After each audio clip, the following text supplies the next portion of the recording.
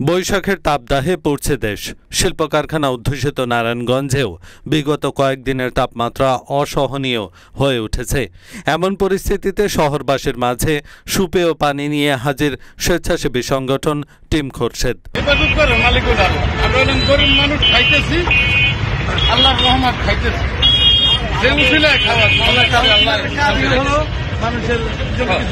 শহরের বিভিন্ন পয়েন্টে দিনমজুর খেটে খাওয়া মানুষ, পথচারী ও সাধারণ মানুষকে বিনামূল্যে বিশুদ্ধ পানি খাওয়াচ্ছেন সংগঠনটির সদস্যরা। সেই সঙ্গে জানাচ্ছেন, যতদিন দাবদাহ থাকবে ততদিন এই উদ্যোগ অব্যাহত রাখবেন তারা। রোববার সকাল থেকে শহরের প্রাণকেন্দ্র চাষারা, শহীদ মিনার সহ বিভিন্ন স্পটে দেখা গেছে তাদের পানি বিতরণ করতে। পথচারীরাও তৃষ্ণা মেটাতে আগ্রহ নিয়ে পান করছেন এ পানি। এহসানুল হক, ঢাকা পোস্ট।